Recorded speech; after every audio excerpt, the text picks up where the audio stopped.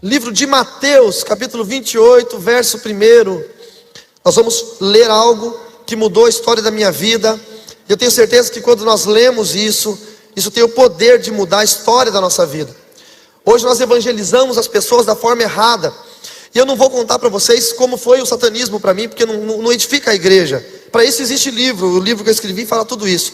Eu vou explicar como foi a minha conversão e como houve algumas coisas erradas por parte de algumas igrejas que tentaram me ganhar para Jesus e não conseguiram por causa disso. E talvez isso venha à sua mente da forma correta de evangelizar, a forma correta de ganhar almas para Jesus. O Senhor está carecendo de pessoas valentes que queiram trabalhar na obra de evangelização, amém? Mateus 28, verso 1, todos acharam? Escute o que eu vou dizer. Bíblia é igual comida. Então quando você está comendo alguma coisa, é falta de educação você comer algo perto do seu irmão e não oferecer, concorda comigo? Então se você está com a Bíblia aí, tem alguém sem a Bíblia perto de você, é falta de educação você não oferecer a ele e falar: vem aqui que eu vou te dar uma mordida dessa. Mordida não, né? Um pedaço da palavra de Deus. Vamos ler, diz assim: depois do sábado, ou no texto que está na tela, no findar do sábado, tendo começado o primeiro dia da semana, Maria Madalena e a outra Maria foram ver o sepulcro. E eis que sobreveio um grande terremoto, pois um anjo do Senhor desceu dos céus, e chegando ao sepulcro, rolou a pedra da entrada e assentou-se sobre ela. Sua aparência era como um relâmpago, e suas vestes eram brancas como a neve. Os guardas tremeram de medo e ficaram como mortos. O anjo disse às mulheres: não tenham medo, sei que vocês estão procurando Jesus, que foi crucificado. Ele não está aqui, ressuscitou, como tinha dito. Venham ver o lugar aonde ele jazia. Vão depressa e digam aos discípulos dele: ele ressuscitou dentre os mortos e está indo adiante de vocês para a Galileia. Lá vocês o verão. Notem que eu já os avisei. Até aqui. Feche seus olhos um momento, por favor. Deus, nós te glorificamos, nós te exaltamos, nós declaramos que o Senhor é o Deus da nossa salvação e que o sacrifício único de Jesus Cristo pôde transformar a nossa história. Meu Deus, eu te peço que nesta noite nós possamos chegar ao pleno conhecimento da salvação e do entendimento de como encontrarmos a salvação. Eu te peço, Pai, que desde agora, se aqui no nosso meio, as pessoas que nos ouvem, tanto os que estão aqui na igreja, quanto os que estão assistindo pela internet, ou por um DVD, por uma gravação, Pai, em nome de Jesus, que o Senhor já esteja trabalhando na mente, no intelecto, no coração, no espírito, na alma, nas emoções dessa pessoa que vai ouvir o que se tem a dizer a seguir, para que possam entender quão importante é entregar e confiar completamente a sua vida a Jesus Cristo. Senhor, eu peço que abram-se as portas da salvação, que por mais estreita que elas sejam, estejam abertas agora, para que entre uma igreja justa e santa. Pai, eu declaro no altar dessa igreja a minha total, completa dependência do Senhor e do Espírito Santo de Deus. E declaro, Senhor, que sem Ti eu não posso sequer falar, mencionar o Seu nome ou ler a Sua palavra. Usa-me, Senhor, como ferramenta da Tua graça, do Teu reino, e para a honra e para a glória do Teu nome, Jesus. É no Seu nome que oramos. Amém e amém. Amém? Você pode aplaudir o Senhor um pouquinho?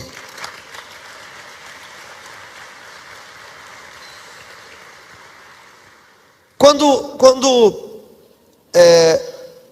eu me converti, uma das coisas mais tremendas que aconteceram na minha vida foi entender o porquê que eu nasci dentro de uma família satanista.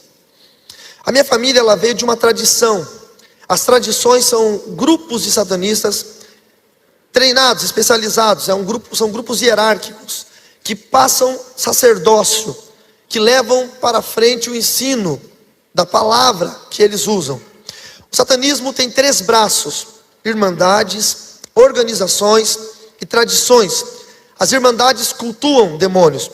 Não é como nos Estados Unidos tem o templo de Satanás. É uma igreja organizada, já é regulamentada pela lei norte-americana, e já tem inclusive alguns lugares do Brasil que já fazem os cultos da igreja de Satanás. E possivelmente, do jeito que nós estamos andando a passos largos no reino do anticristo, logo também será uma igreja oficial no Brasil. E isso vai ser terrível, porque hoje no Brasil nós temos uma igreja que aprendeu a lutar contra a baixa magia. Eu costumo dizer que a igreja brasileira sabe chutar farofa, né? Sabe chutar bacia de farofa, mas não sabe lutar contra o satanismo. E logo o satanismo vai se levantar, infelizmente, no nosso país também. As organizações são o braço do satanismo responsável em sustentar todo o trabalho que existe na face da terra. Então eles sequestram pessoas, eles vendem armas no mercado negro, eles traficam drogas, e muitas dessas organizações sustentam financeiramente, porque movem muito dinheiro no mercado negro. Não sei se vocês sabem, mas dados da ONU, o terceiro maior mercado negro do mundo é rapto e venda de pessoas. Eles sequestram pessoas e vendem. Perde apenas para tráfico de armas e tráfico de drogas. Então o satanismo ele tem uma grande parcela nisso, em raptar pessoas.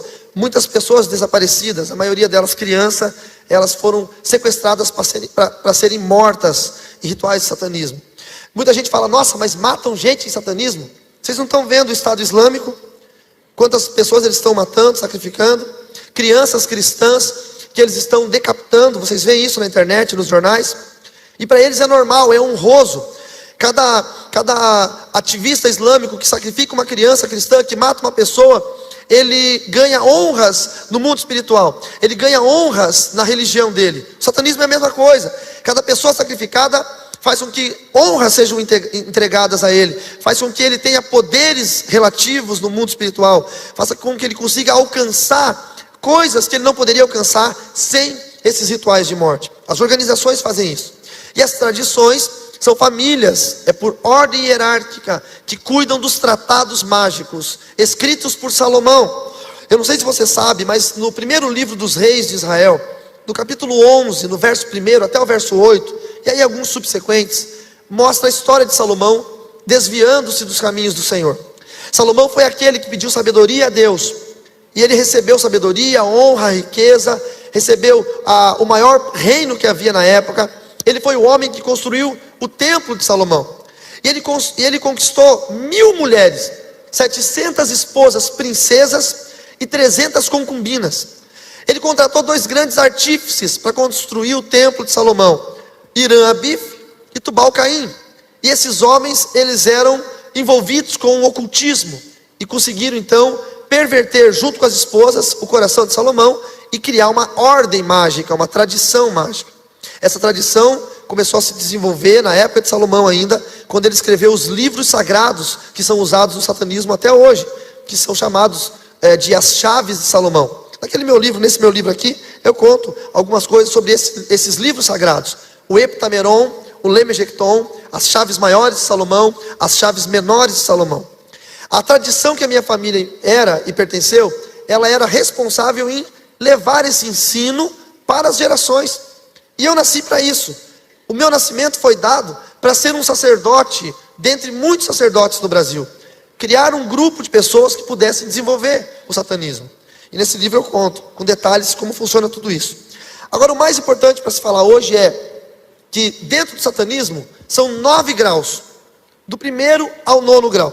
O 1º grau é o grau de aprendiz, o 2º grau é o grau de iniciado, o 3º até o 6º grau são os graus sapienciais, onde ele aprende desde alquimia, aprende telecinesia, que é mover objetos com a força da mente, que na verdade não é força da mente, são demônios que fazem isso, levitação, invisibilidade, uma série de outras coisas.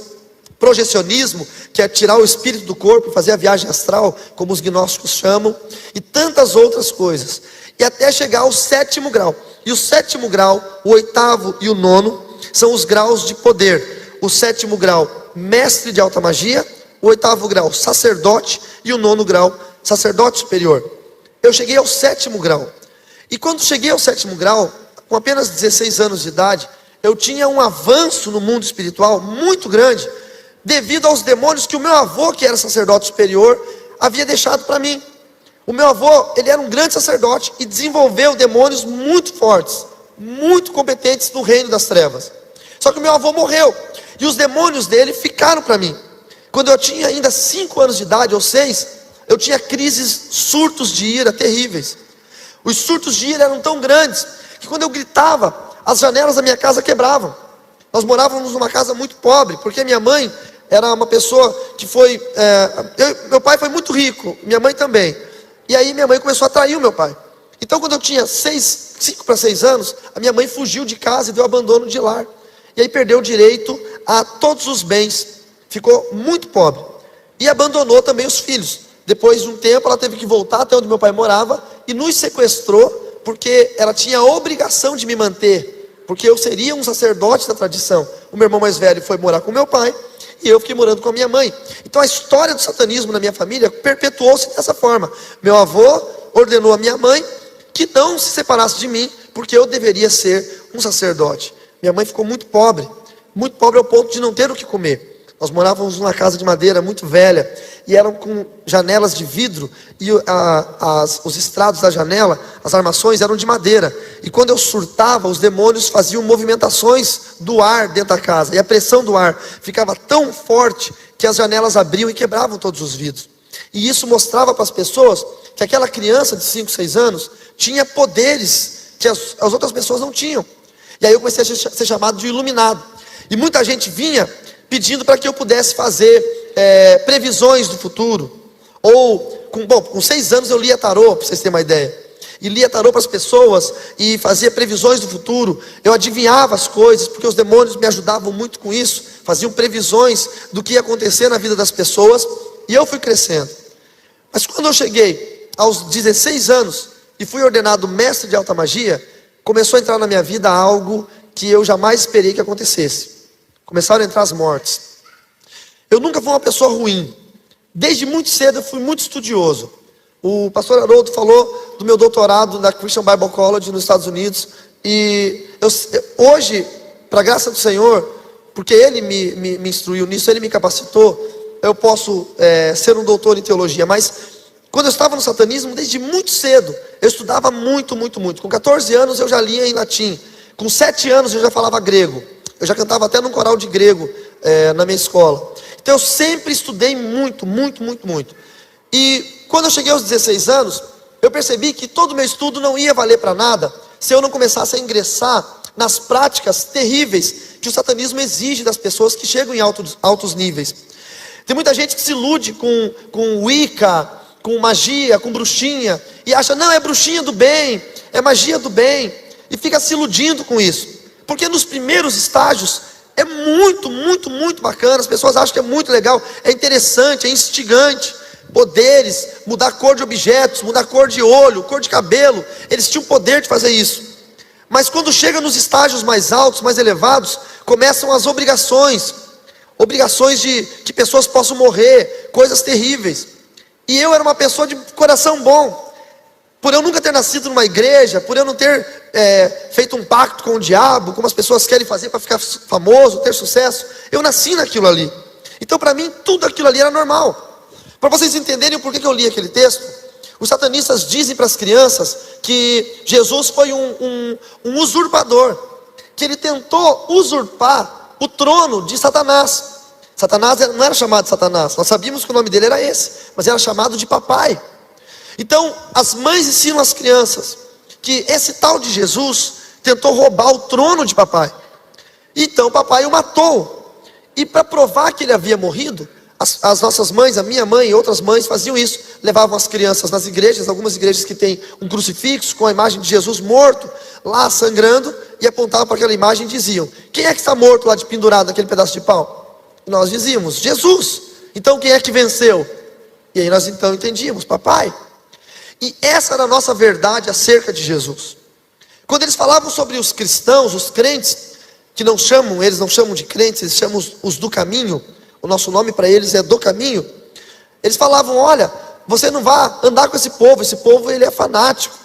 É um povo que lê a Bíblia, mas a Bíblia é papel, o papel aceita tudo. Nós mudamos muita coisa para que eles ficassem cativos naquilo ali. Então nós desprezávamos. Satanista ele não olha para o crente, porque ele despreza. O inferno é tão astuto, Satanás é tão astuto, que ele não coloca crente como inimigo de satanista. Ele coloca crente como ralé, como povinho, para que nenhum satanista ouse ter contato com os crentes. Então nós não pensávamos assim, os crentes são um exército que nós devemos combater. Não, a gente nem pensava que eles existiam. Era um povinho. Na minha mente era um povo burro, pobre, ignorante, fanático, que não tinha nada, que não sabia nada. Então não valia a pena investir contra esse povo, porque era a melhor forma de nos manter distantes dos crentes, dos do caminho. E essa era a minha concepção da igreja. Até com 16 anos na minha formação, eu comecei a comandar os covens. Os covens são grupos de satanistas que estudam. É como se fossem as células. As igrejas hoje têm células. O satanismo copia muito o que faz na igreja. E cada coven tinha no máximo 13 pessoas. Aí fazia 2 covens, mais 13. A união de 13 covens, comandado por uma pessoa, era chamado de Assembleia Menor. A união de 13 assembleias, cada assembleia menor tem 13 covens, comandado por uma pessoa, era chamado de Assembleia Maior. 13 vezes 13. A união de 13 assembleias maiores, comandada pela mesma pessoa, era chamada de Assembleia Regional. Tudo isso dentro de um município. A união de 13 assembleias regionais, comandada por uma mesma pessoa, era chamada de Assembleia Municipal. E eu, com 17 anos de idade, 16 para 17, eu já tinha uma assembleia regional, ou seja, já comandava um número de satanistas na cidade de Cascavel, no oeste do Paraná, que cobria uma população de 100 mil pessoas. Então era muita coisa, era muito ensino, era muito trabalho, e cada vez mais cobranças. E o satanismo, ele investe numa arte da persuasão e da mentira, que é fenomenal. Como é que eles fazem? Eles contam uma mentira. Aí a pessoa vai duvidar, porque é mentira. Aí ele cerca com um monte de verdades. Aí você vai e bate naquela mentira. Aí rebate numa verdade. Bate na mentira, desconfia. Rebate numa verdade. Rebate outra verdade. Em outra, em outra, em outra. Tem tanta verdade ao redor de uma mentira, que daqui a pouco a mentira se torna verdade. Então é uma técnica que eles têm. E as pessoas vão caindo nessas mentiras e vão usando os artifícios do satanismo. Uma das coisas que o satanismo mais faz hoje no Brasil são assassinatos. Porque é um assassinato limpo. Só que é muito caro para se pagar. Então teve um caso que uma mulher muito rica queria que o marido morresse para ela ficar com o amante e com a herança. Como é que ela fez? Contratou o grupo de satanistas lá da cidade e pagou um valor muito caro, muito alto mesmo. Na época lá era mais de 100 mil reais, quando o real ainda valia, acho que um salário mínimo era 60 reais. Era um Ofir ainda, naquela época. Se eu não me engano era um Ofir. Não era plano real ainda. E os demônios entram nas pessoas por legalidades, por pecados. O grupo satanista pegou uma mulher, que ela era extremamente sedutora, fez com que o marido daquela mulher que contratou caísse em adultério com ela, gerou uma legalidade. A Bíblia diz que o homem que se une à prostituta se torna um prostituto com ela. Automaticamente o homem que se une a uma feiticeira se torna um feiticeiro com ela. Então é como se fosse um vírus. A mulher aidética, que tem uma relação com um homem saudável, ela passa AIDS para aquele homem. E a mulher tem demônios transmitidos por relações sexuais, demônios chamados demônios do sexo, que atuam na área sexual, incubos, sucubos, que atuam nos sonhos sexuais, ou demônios da linha de Belfegor, são injetados na pessoa por essa ação de adultério. E aí a pessoa fica contaminada. A contaminação permite que um outro demônio, que possa comandar as atividades motoras dele, possam usar aquele homem. E aí aquele homem fica possuído, entra num carro, vai viajar numa estrada a 120, 130, 150 km por hora, de repente ele sai da estrada e joga debaixo de um caminhão e morre. E aí vai sair na televisão que grande empresário se matou, se suicidou, jogando o seu carro embaixo de um caminhão. Na verdade ele não se suicidou, ele foi alvo de uma ação do satanismo. Muitas outras ações acontecem. Eu queria falar isso porque é interessante que os jovens saibam. Quando precisa se matar jovens para rituais de magia negra, eles fazem muito isso em festas. Cuidado com festas que vocês vão, porque eles embriagam os jovens e dão algum tipo de droga para os jovens. Eles ficam dopados, levam até fazendas, sítios onde tem essas casas que fazem esses rituais, e aí matam esses jovens. Como é que eles matam? Matam com corte cirúrgico, para poder tirar órgãos. É chato de falar isso, é feio, mas eu preciso que vocês saibam. Um corte em forma de Y, feito do ombro no ombro, até aqui embaixo. Eles descarnam essa parte, abrem o corpo, cerram a caixa torácica e tiram os órgãos. E esses órgãos são usados em rituais. Mas se eles soltarem esses corpos na rua, a polícia vai ver que são cortes cirúrgicos. Então já vai ficar na cara. Como é que faz para se livrar disso? Coloca 4 jovens no carro sentadinhos, com cinto de segurança, mortos. E um possuído por um demônio vai dirigir. A mesma coisa, 150 por hora na BR, bate no caminhão, aparece no jornal. Carro com 5 jovens que estavam saindo de uma festa, bateu na BR, todos morreram. O acidente é tão grande que ninguém vai perceber que aqueles corpos já estavam mortos antes e que já havia corte cirúrgico naqueles corpos, porque eles ficam arrebentados. Então são formas que o satanismo usa de se livrar de pessoas. Fique atento aos jornais e você vai começar a perceber quantos acidentes com 5 jovens dentro de um carro acontecem. Quantos acidentes? Todos os meses acontece isso. E eu comecei a ver isso. E isso começou a me incomodar. Saber que pessoas precisavam morrer. Eu não tinha vontade que pessoas morressem. Mas ainda assim eu gostava muito do que eu fazia. Eu era muito bem tratado. Lá dentro tudo era muito correto. A pessoa falava e cumpria. Não é? Eram todos eles muito ordeiros. E eu gostava muito daquilo. E era a minha vida, a minha família, a minha religião. Até que Deus entrou com um plano de salvação. E quando Deus entra com o plano de salvação, a vontade do homem se torna nula. Não adianta que o homem tente fazer algo contra o plano de salvação. Tem gente que não entende, mas quando Deus escolhe, quando Deus chama, Deus vai fazer com que essa pessoa chegue à plena salvação. Não há como fugir da salvação do Senhor. O Senhor começou a levantar um casal de pessoas, chamado Dili e Holanda, meus pais na fé. E eu morava num hotel na cidade de Cascavel, e esse casal evangélico morava do outro lado da rua, num prédio. E eles sabiam que ali naquele hotel morava um satanista, porque corria o comentário. E eles sabiam que aquele satanista era eu, e eles apontavam para mim e diziam: esse menino precisa de salvação. E começaram a orar por mim. Oraram muitos e muitos anos. Eles oraram dos meus 16 anos até os meus 20 anos. E nunca pararam para falar comigo, para dizer que estavam orando. Nunca tentaram me questionar, ou como nós comumente fazemos, né? Temos medo de falar com satanista, temos medo de falar com alguém da Umbanda, Quimbanda, Candomblé. Nós temos preconceito com essas pessoas. Eles não, só oravam. Um dia, eu estava sentado na frente do hotel, e o meu pai na fé me chamou e falou assim: ô Magrão, chega aí. E eu atravessei a rua meio estranho, não sabia quem ele era. E ele falou: você joga bola? Eu falei: jogo. Então, a gente vai jogar bola hoje à noite, que posição que você joga? Eu falei: goleiro. E ele: rapaz, nós estamos precisando logo de um goleiro. Eu aposto que eles não estavam precisando de um goleiro, mas na hora eles ficaram precisando. Eu falei: sério? Vamos jogar? Eu falei: vamos. Porque eu não estava nem aí com os crentes. Estão entendendo? Essa história de que satanista não entra em igreja, que não pega na mão de crente, isso é mentira.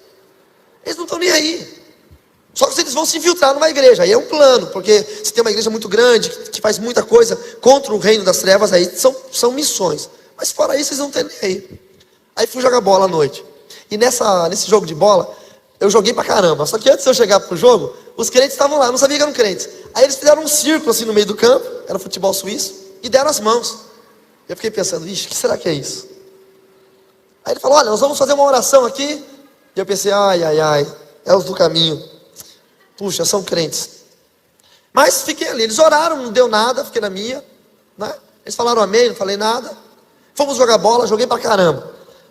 Gostaram demais. Falaram: rapaz, você joga futebol de salão? Eu falei: eu jogo. Amanhã tem um jogo de futebol de salão, vamos jogar? Eu falei: vamos. E quando eu voltei para casa, eu fiquei pensando naquele jogo. Os caras não brigavam, os caras não xingavam, não tinha entrada forte, não tinha violência. Se alguém ia entrar numa bola, o outro tirava o pé para não machucar. Era assim que era jogo de crente. Hoje em dia não, hoje em dia os crentes esquecem que são crentes na quadra. Não é isso? Hoje em dia os crentes esquecem de Jesus na quadra. Só lembram de Jesus na igreja. Mas naquela época não, era bonito. Eu estou falando de 20 anos atrás. E eu fiquei pensando: caramba, como é legal jogar bola com esses caras. Amanhã eu vou jogar bola de novo. Aí era futebol de salão. Eu já sabia que eles iam orar, eu já fui para o meio da quadra, fiquei esperando. Aí pegaram na mão, oraram, não senti nada, não teve arrepio, demônio manifestou, nada, normal. E joguei bola, e foi muito legal. E esse Dili, que eu mostrei até a foto, eu tenho a foto dele no meu celular, é meu amigo, meu pai na fé até hoje. Eu mostrei a foto para alguns irmãos aqui. Ele era dono de uma livraria evangélica. E por isso que eu sou escritor, porque quem nasce em livraria tem que ser escritor, né? E ele falou assim: rapaz, eu tenho uma livraria evangélica ali, você gosta de música? E eu tocava já um violãozinho, uma coisinha. Falei: gosto. Vai lá para você escutar uns discos. Na época do disco de vinil, não existia CD ainda. Vou lá. Aí eu cheguei lá, eu gostava de Iron Maiden, né? Imagina, o satanista vai ouvir o quê? O Tchan, não tem, né? Eu ouvia Black Sabbath, Iron Maiden, CDC, só coisa pesada. E eu pensei: vou ouvir música de crente. O que será que esses crentes cantam? Não é? Coisa... Aí cheguei lá, tinha um disco de uma banda americana chamada White Cross, que é heavy metal gospel. E eu olhei, White Cross, meu Deus, o que será que é isso? Eu não falei, meu Deus, né? E aí ele botou o disco lá e começou aquela roqueira toda. Eu falei, olha só isso, os crentes, quem diria? Aí tinha uma banda, você não tem uma banda brasileira não? Tinha uma fitinha cassete do Cats Barnea, que incrivelmente, como Deus é lindo e poderoso, tremendo, o baterista que gravou aquela fita, hoje é meu grande amigo Luffy, que foi baterista do Cats Barnea, do Renascer Praise, da Oficina G3, hoje mora nos Estados Unidos, é meu grande amigo. E aí, incrivelmente, tá caindo tudo. Ai, você, né? Depois vocês falam, é inimigo nada, é o pastor ali, ó. E o pior é que ele não pode nem se justificar porque ele operou a boca, não pode nem falar. E aí colocaram aquela música do Cats Barnea e eu comecei a ouvir.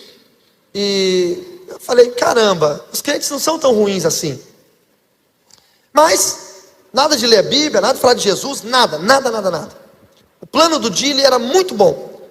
Ele falou, esse rapaz é muito inteligente. Se eu der respostas prontas para ele, ele não vai aceitar. A pessoa muito estudiosa, muito inteligente, ele não pega respostas prontas, ele quer as suas próprias respostas. Então, o plano dele foi muito sutil, mas muito inteligente. E eu passei a admirá-lo e gostar muito dele. Então, todo o tempo que eu tinha livre, eu atravessava a rua, ia para a livraria dos crentes e ficava conversando com ele. E era muito bacana esse momento, mas Deus tinha um propósito muito maior para isso. Na escola que eu estudava, eu estava no 3º ano, tinha um festival de cultura. E naquele festival teve uma bateria montada lá, e eu gosto de música, e eu fiquei justamente naquela noite para ver quem ia tocar. Aí subiu um gordão assim, todo fofo, aquele cara que você olhava para ele e falava, nossa, o cara é muito amoroso, e se chama Peter. E ele foi tocar bateria, o camarada arrebentou, ele é muito bom de bateria. E tocou pra caramba, desceu, a gente começou a conversar, e ele crente. Aonde eu ia falar com alguém, eu estava de cara com crente. Parecia uma maldição, irmãos. Eu não podia falar com ninguém, camarada era crente. E ele, rapaz, eu falei, você toca em que banda? Ele falou, eu toco na banda da minha igreja. Eu falei, eixe, vai dizer que é crente também. Sou da presbiteriana. Eu falei, pô, rapaz. E ele, você tem que ir lá um dia, legal, a gente tem um culto de jovens. Então eu falei, pô, tá, um dia eu vou, para nunca ir, entendeu? Falar por educação. Mas o Peter tinha uma coisa que me incomodava. Ele era muito amoroso. Ele chegava, ele abraçava, eu tinha uma certa aversão a abraço. Ele dizia, meu querido, e me abraçava assim, e falava, olha, eu já te disse que eu te amo. E eu, uma pessoa do mundo, um homem chegar para o outro e falar que ama, é um negócio meio estranho, né? Quem não conhece o amor de Jesus não consegue entender isso. Daí eu falava, não disse e tal. Então eu te amo. Eu falei, ah, tá bom, obrigado. Hoje eu falo eu também, né? Naquela época era muito obrigado. E aquilo me incomodava, mas também me atraía de uma certa forma. Eu tinha, sabe, uma vontade de querer ser como ele, mas lá dentro, assim.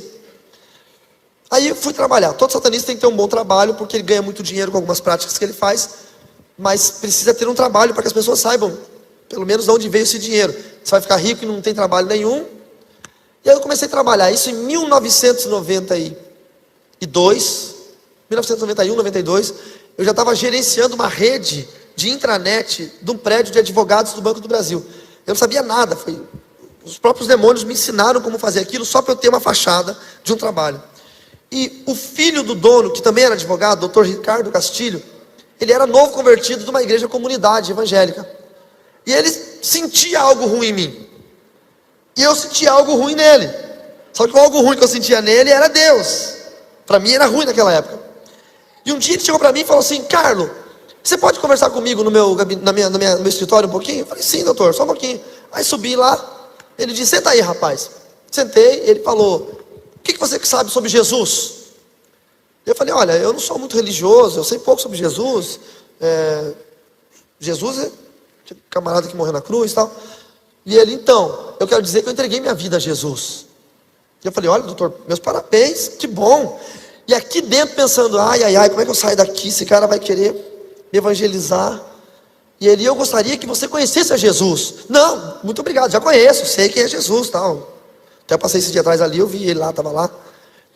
E ele, não, você não entende, Jesus tá... E ele queria me evangelizar de todo quanto é jeito, mas ele era aquele novo convertido que queria pegar a Bíblia e socar a goela abaixo. Tem os novos convertidos assim, não tem? Que quer socar a Bíblia a goela abaixo. E aquilo afasta as pessoas. Ninguém quer ser julgado pela sua fé, ou, você é idólatra, você é isso, você é aquilo. Ninguém quer ser julgado.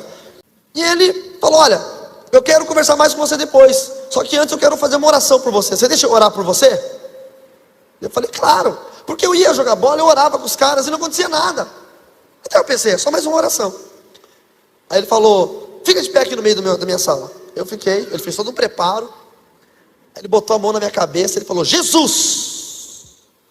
Irmãos, a hora que ele falou Jesus, me deu um gelo na barriga. Mas um gelo.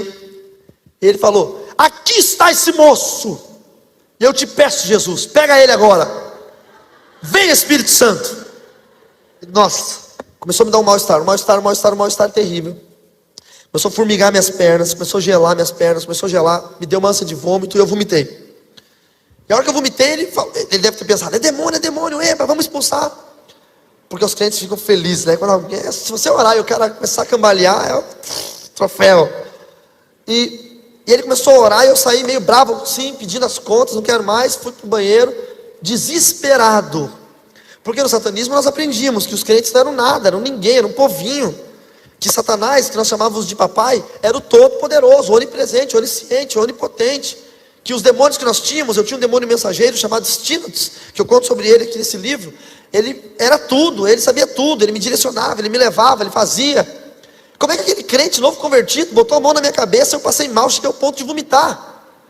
Cheguei no hotel onde eu morava e chamei o demônio chamado Stinotus. E perguntei para ele, Stinotus, por que eu vomitei? E ele, né, filho de Satanás, pai da mentira. Não, foi o que você comeu hoje em dia, não tem nada a ver. Você comeu, passou mal, você ficou nervoso porque ele estava fazendo aquela oração. Aquilo ali não tem poder nenhum, aquilo ali não presta para nada. Você é povinho, é que você ficou nervoso. E quando você fica nervoso, dá isso aí mesmo, é normal. E eu, bobinho, acreditei. E continuei na minha crença de que eu estava no lugar certo. Mas eu comecei a gostar dos crentes. Eu não queria deixar de ser satanista. Eu não queria deixar de amar papai. Mas eu começava a gostar dos crentes. Eu queria ficar perto, amigo dos crentes. Aí na sala de aula, antes da sala de aula, no hotel onde eu morava, veio um hippie morar. Aqueles caras que fazem artesanato e vendem no calçadão, sabe como é que é? Faz pulseirinha. Um camarada, crente. Ele fazia as pulseirinhas, vendia, aí separava um dinheirinho numa latinha. E eu olhava ele separando aquele dinheiro e falava, o que é isso aí, rapaz? Não, isso aqui é o meu dízimo. Dízimo? Que raio é esse? Tudo que eu ganho, eu separo 10% para o Senhor. Vai dizer que você é crente? Não, não diz isso. Sou crente em Jesus Cristo. Falei, meu Deus. Não, falei, meu Deus, né? Eu devo ter falado, sei lá, qualquer coisa. Cercado por crente. E o Edson, ele orava por tudo. Por tudo. Ele ia comer um pastel, ele orava. E os satanistas são muito agressivos. Um ataca o outro, porque se eu mato o outro satanista, os demônios dele vêm para mim, são sujeitos a mim. É o princípio do desenho Pokémon, sabiam disso? Pokémon é isso, é satanismo puro. Você mata o monstro de bolso do outro, Pocket Monster, e os poderes vêm para você. E aí, ele foi comer um pastel numa pastelaria que nós estávamos, e ele pegou, levantou o pastel assim e falou, Senhor, eu consagro este pastel a Ti, em nome de Jesus, todo mal seja repreendido agora, amém. E eu fiquei olhando aquilo, e eu pensei aqui com meus botões, essa oração é boa para mim. Ele está repreendendo o mal. E eu falei para ele, o que é isso que você fez? Isso é uma oração de proteção. Veneno desse pastel, toda armadilha, amém. Eu falava, mas não acontecia nada.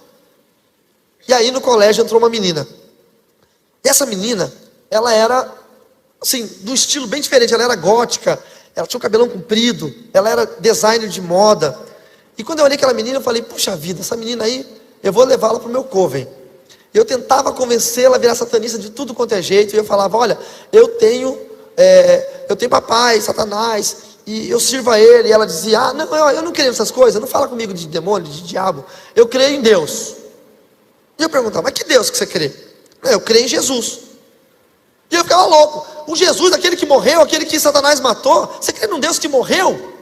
Que está morto? E ela dizia, olha, eu não sei, explicar muito bem, mas só sei que eu creio e eu creio em Jesus. Mas Satanás é muito mais poderoso. Meu Deus é poderoso, o teu não é nada. Eu falava isso para ela.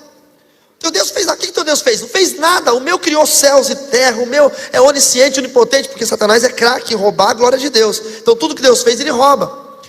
E ela não sabia, ela era aquelas crentes sem muita informação, não sabia o que falar. E eu fazia prodígios para ela, muitas capacidades alquímicas de mudar formato de coisas, mudar cor de coisas, eu fazia ela. E ela falava, não, você deve ser truque de mágica, eu não acredito nisso. Muita coisa eu fazia e ela não acreditava. E como eu tinha a capacidade muito boa de tirar o espírito do corpo e fazer o projecionismo, e eu fazia isso direto, eu ia de Cascavel até a União da Vitória, no Paraná, e falava com a minha mãe. Eu e minha mãe falávamos no mundo do espírito. Era muito comum fazer isso. Então eu disse para ela, posso fazer um desafio? Você vai na sua casa hoje e tranca a sua casa, janela, porta, para você não dizer que fui eu que entrei. E se eu for em espírito lá, junto com um demônio que é meu mensageiro, e eu escrever um bilhete para você e assinar com minha assinatura, você vai acreditar que eu sou satanista? Ela falou, se você fizer isso, eu vou ter que acreditar. E se eu fizer isso, amanhã você vai no coven que eu tenho? No grupo de satanistas? Se você fizer isso, amanhã eu vou no grupo de satanistas com você. Está no papo. Eu fazia todo dia isso. Aí de noite o Stinots veio, nós saímos e fomos andando pela avenida. Chegamos num certo lugar. E quando nós descemos assim, no meio de uma descida na rua, que ia para a casa dela, tinha uma coisa parada no meio da rua. Era uma coisa, irmãos. Não tinha braço, não tinha perna, não tinha asa, não tinha nada. Mas era como se fosse uma presença. Alto. Bota aí uns 3,5 metros, 4 metros, não sei. E nós travamos. Eu e o demônio Stinots. Sabe quando você sonha que você está fugindo e não consegue sair do lugar? Foi essa a sensação. Aí eu olhei para o demônio e falei, o que é aquilo lá? E o demônio disse, aquele é um anjo do Senhor. O demônio teve que dizer um anjo do Senhor. Porque o nome de Jesus, ele tem que ser confessado nos céus, na terra e até debaixo da terra. O nome de Jesus tem que ser confessado, toda língua tem que confessar e todo joelho tem que ser dobrado. E aí eu falei para ele, então faz alguma coisa, tira ele de lá, que eu tenho que passar na casa da menina, vamos logo. E ele olhou para mim e falou, com esse aí eu não posso não, vai você, e desapareceu. Os demônios fazem isso, eles te usam até onde eles querem, quando eles não podem, eles abandonam a pessoa. Quanta gente foi abandonada aí no mundo, para morrer, mas foi usado pelos demônios até quando não puderam mais. O demônio fez um gesto para mim que eu não pude entender se era a mão, como é que era, porque era muito espiritual, não dava para entender. E eu fui atraído até ele. E quando eu cheguei perto dele, eu senti um negócio terrível, que queimava, que ardia, que hoje eu sei o nome desse negócio, se chama amor. E eu não sabia o que era amor, porque quem tem Satanás no coração não conhece amor, só tem ódio. Era mais ou menos o que eu sentia quando eu chegava perto do Peter, do baterista.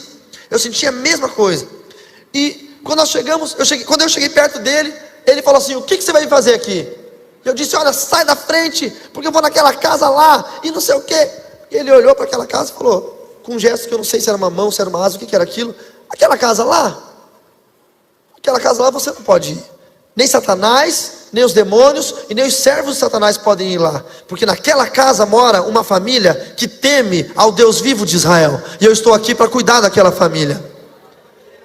Era mais ou menos uns 300 metros, 3 quarteirões de distância. E aquela família, daquela menina, era a família de um crente que era diácono de uma igreja batista da cidade. E o Senhor tinha enviado um anjo para cuidar daquela casa. Você não sabe, mas você está aqui agora. Existem demônios que querem entrar na sua família, querem tocar nos seus filhos, querem entrar na sua casa, mas não podem, porque o anjo do Senhor acampa-se ao redor daqueles que o temem e os livra. Quanto mais você teme a Deus, mais protegido você é pelo Senhor. Você pode glorificar o nome do Senhor?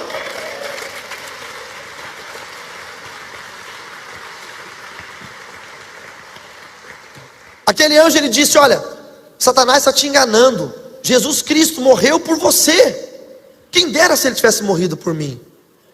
E tocou em mim e eu desapareci. Eu apareci no hotel que eu morava, com a enxaqueca terrível, meu corpo arrebentado, dor no corpo todo, parecia que eu tinha tomado uma surra. No dia seguinte não fui para aula, era uma quarta-feira. Na quinta, na sexta não fui para aula. Sábado e domingo não fui para aula. Segunda, terça e quarta não fui para aula da outra semana.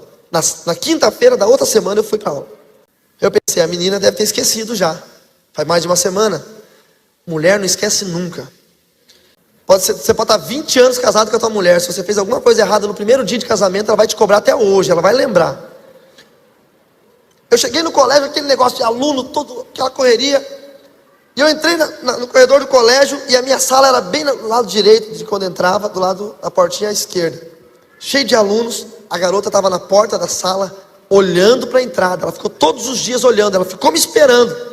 Ela queria ver o dia que eu ia voltar, porque eu não tinha conseguido. Eu não vi, eu não pude ouvir o que ela falou, eu só fiz leitura labial.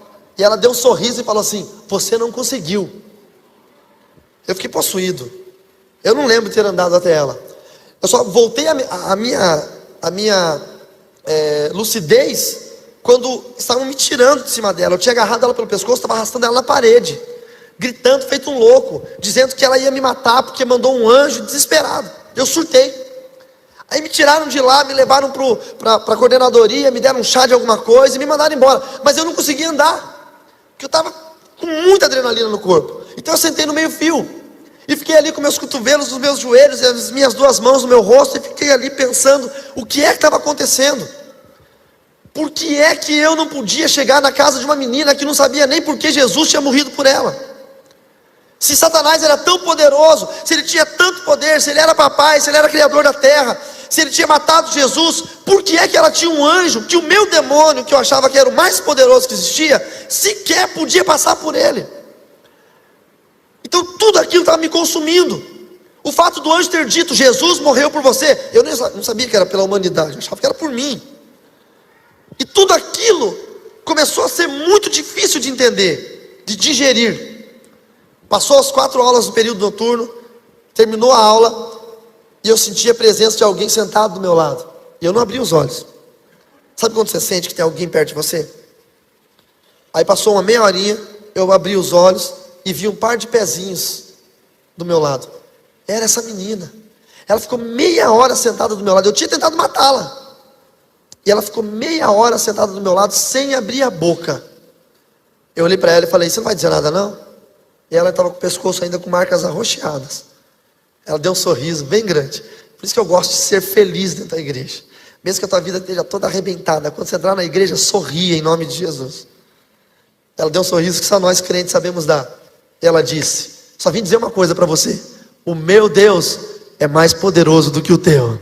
Louvado seja o nome do Senhor Jesus, amém? Você pode glorificar a Deus?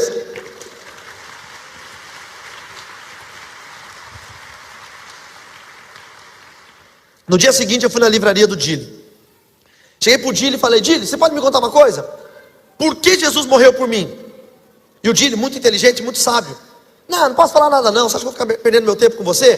Pegou um livretinho chamado 4 Leis Espirituais. Vocês conhecem esse livretinho? Um livretinho amarelinho. Quem conhece o 4 Leis Espirituais? Conhece? Não? É um livretinho assim, ó.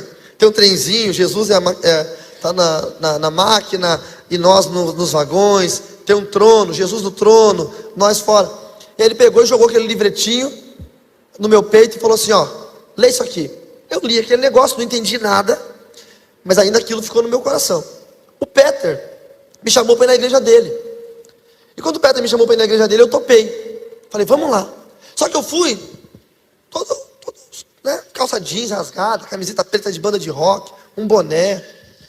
E teve um culto e o pastor começou a pregar sobre a ressurreição de Cristo. Ele pregou sobre a salvação, sobre a morte e sobre a ressurreição. E durante todo o culto eu sentei lá atrás. Enquanto o pastor estava falando, eu não conseguia entender o que ele falava. Ele falava coisas e os demônios tentavam distorcer o que o pastor falava. Então a voz dele parecia que vinha e voltava, e vinham vozes no meio, e havia uma interferência muito grande. Por isso que muita gente vai na igreja e parece que tem um surto, não consegue entender o que está sendo pregado. Começou aquela interferência terrível. E eu tentava forçar para ouvir o que ele estava falando, porque eu entendi que ele estava falando sobre a morte de Jesus, e aquilo muito me interessava. Eu queria saber o que tinha acontecido. E eu não conseguia. Os demônios vinham e gritavam, passavam na minha frente. Foi terrível, eu não conseguia entender. Até que ele entrou no texto que nós lemos, de Mateus 28, e começou a ler: depois do sábado, tendo começado o primeiro dia da semana, Maria Madalena e a outra Maria foram ver o sepulcro. E nesse momento, eu fiquei desesperado. Eu já tinha levantado, ido lá fora, tomado água, respirado. eu estava ficando louco dentro da igreja, eu não conseguia entender. Mas nesse momento, eu cometi um ato que para mim foi uma loucura, mas eu queria ouvir. E eu comecei a invocar demônios dentro da igreja, invoquei demônios. E eu falei, venham todos vocês e me cerquem, e cerquem aquele pastor lá. Eu preciso ouvir o que ele está falando. Só que não adiantava, os demônios não iam me obedecer naquela hora. Porque eles não queriam que eu ouvisse sobre a ressurreição. Porque quando você conhece a verdade te liberta. Por isso que as pessoas falam, minha avó era católica e virou crente porque começou a ler a Bíblia. Você leu a Bíblia, você se converte. Não tem erro. E aí os demônios, ao invés de cercarem a mim e ao pastor, de fazer um canal para eu entender o que ele estava falando, eles começaram a me cercar e impedir que eu pudesse ouvir o pastor. E eu fiz tanta força que eu cheguei a ficar com enxaqueca para tentar ouvir o que aquele pastor estava falando. E eu ouvi isso aqui: e eis que sobreveio um grande terremoto, pois um anjo do Senhor desceu dos céus, e chegando ao sepulcro, rolou a pedra da entrada e sentou-se sobre a pedra. Sua aparência era como um relâmpago, e suas vestes eram brancas como a neve. Quando ele falou aparência como um relâmpago, eu disse, é o anjo da menina, que tinha uma aparência como um relâmpago. Não tinha braço, perna, nem asa, a aparência dele era essa. E aí que a minha atenção ficou mais focada. E o verso 4 dizia, os guardas tremeram de medo e ficaram como mortos. E eu fiquei como morto quando eu vi aquele anjo. Eu não podia me mexer. Então aquele texto falava comigo. E aí o verso seguinte, o anjo disse às mulheres, não tenham medo, sei que vocês estão procurando Jesus, que foi crucificado. Ele não está aqui, ressuscitou como tinha dito, venham ver o lugar aonde ele jazia. E eu pensei, nossa, o anjo que falou comigo, dialogou comigo, também dialogou com essas mulheres. Então é possível. Então era verdade, não foi coisa da minha cabeça. E quando o pastor fez um apelo e disse, vocês que ouviram essa palavra, venham aqui para frente, para entregar suas vidas a Jesus e não sei o que. Eu não vi, queridos, a hora que eu saí do último banco, e estava parado bem na frente, mas eu fui para frente. Só que a hora que eu fui para frente, os demônios que eu tinha invocado, para tentar me cercar, para eu poder ouvir a voz do pastor, começaram a trabalhar. Aí um grupo de obreiros me cercou e começaram a orar. Os obreiros estavam orando coisas bonitas, tipo, Senhor, liberte esse menino, né, faz uma obra na vida dele, coisas bacanas. Mas os demônios que estavam ao meu redor começaram a inverter as palavras, e eu entendia os obreiros falando, o que esse desgraçado está fazendo aqui? Seu maldito, você não é digno, quem é você para estar aqui? Vai embora, nós te odiamos, você não merece, você não é nada. E os obreiros, eu abri o olho, olhava para os obreiros, e eu via eles com caras de ódio, apontando o dedo para mim, só que eles não estavam fazendo isso. E aquilo me deixou tão desesperado, que eu saí daquela igreja desejoso de nunca mais entrar dentro de uma igreja evangélica de novo. Nunca mais. Mas o Senhor não desistiu, porque o Senhor não desiste de nós. Nós desistimos do Senhor, mas Ele não. Ele não desiste da gente. E a promessa estava contida em tudo isso. Deus tinha uma promessa para a minha vida. Então eu comecei a conversar mais com o Edson, e o Edson começou a me mostrar algumas coisas do mundo espiritual. A garota, nossa amiga, me convidou para ir no culto na igreja dela, na igreja batista. E eu estava desesperado, não queria mais ir em culto, mas o Edson me convenceu tanto, falou, vamos lá, meu irmão. E eu já tinha lido na igreja, na biblioteca que tinha na livraria do Dili, uma Bíblia. Eu tinha lido algumas páginas de Gênesis. E eu li aquele texto, no princípio criou Deus os céus e a terra era sem forma e vazia, e havia trevas na face do abismo, e o Espírito de Deus pairava sobre as muitas águas. Eu li só isso. Foi o primeiro texto que eu li na Bíblia na minha vida. E eu olhei aquele texto e falei, nossa, que tremendo, porque eu imaginei o Espírito de Deus como se fosse um negócio gigantesco em cima do oceano, assim. Foi um negócio tremendo. E eu já estava começando a gostar disso, a achar bacana. Só que começou a chover no dia de ir no culto, que era um culto de jovens no sábado.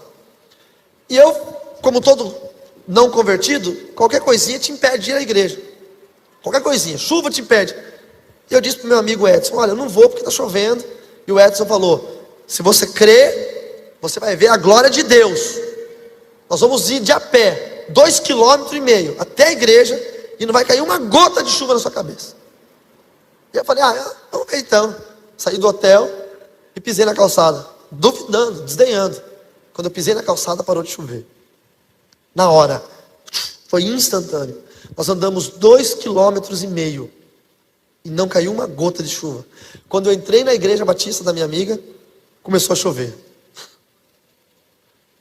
Eu olhei para fora, não acreditei. Que é isso?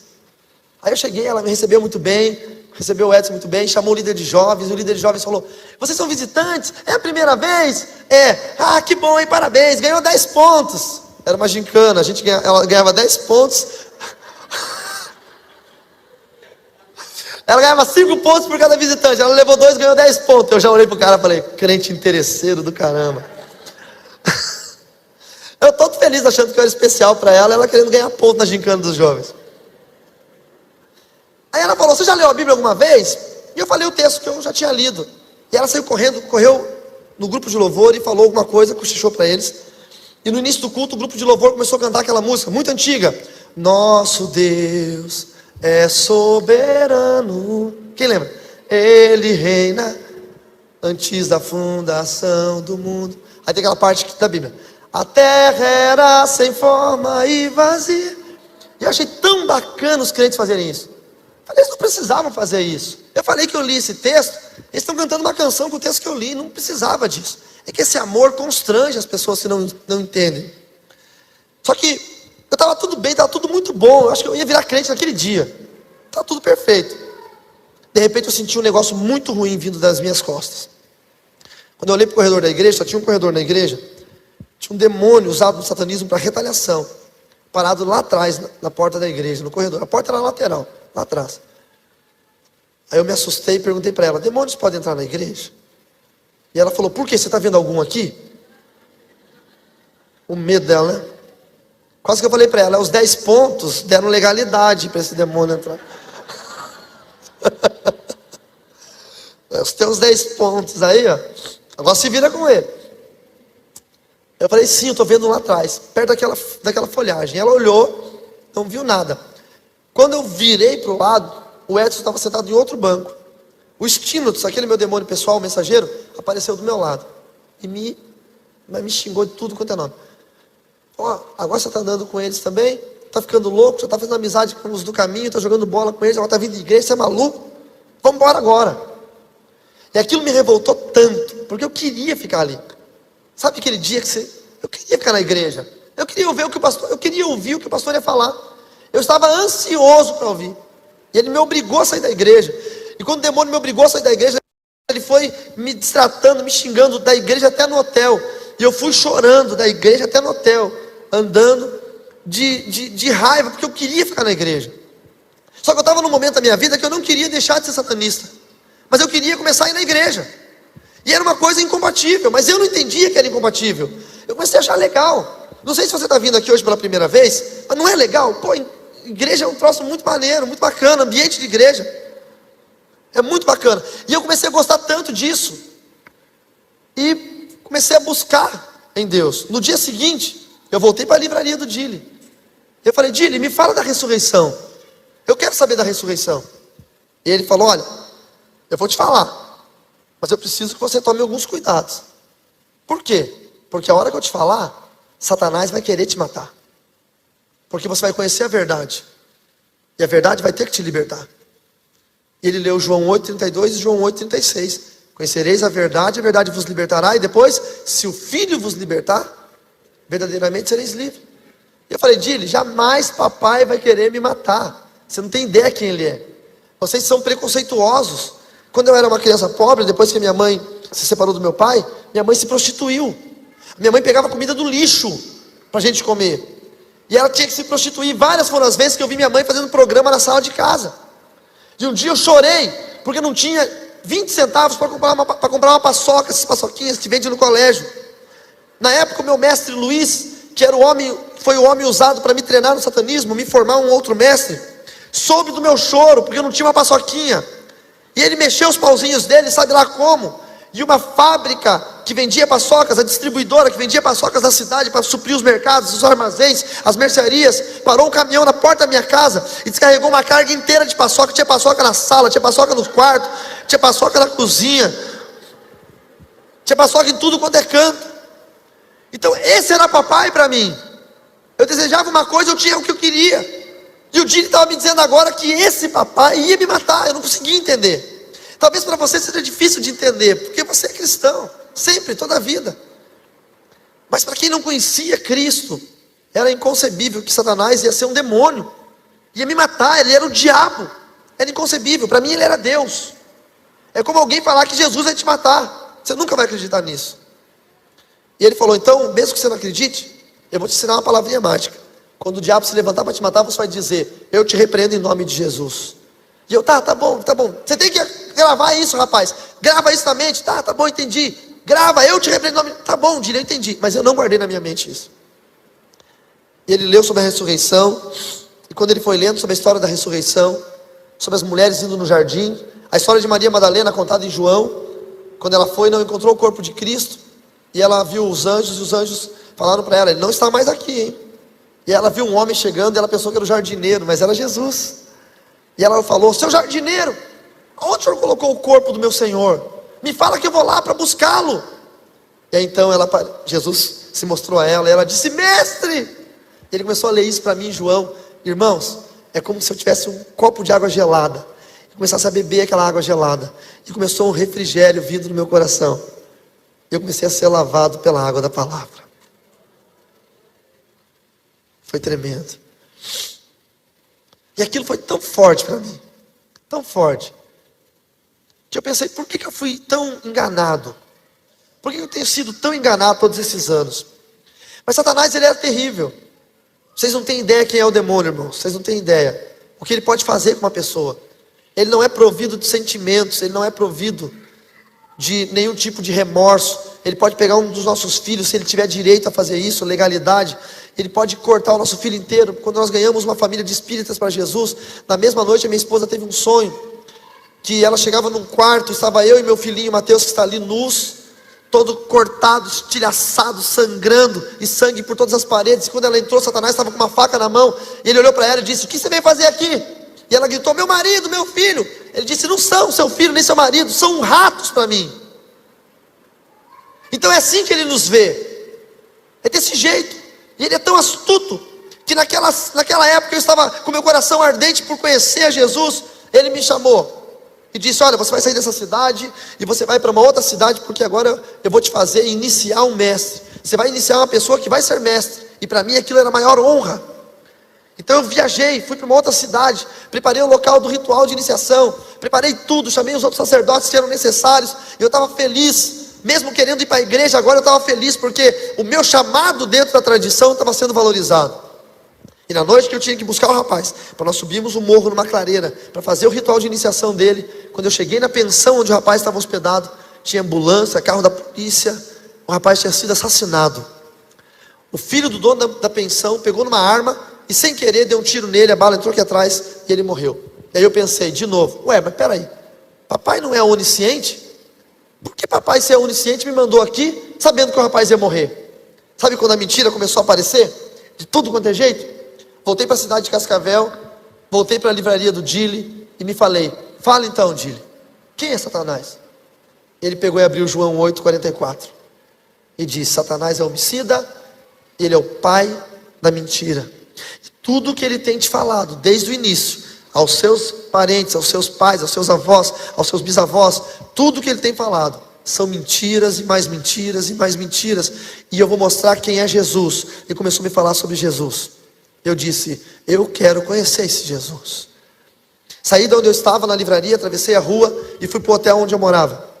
Quando eu cheguei no hotel, eu tive uma experiência tremenda, queridos, tremenda. A personificação física de Satanás estava naquele quarto.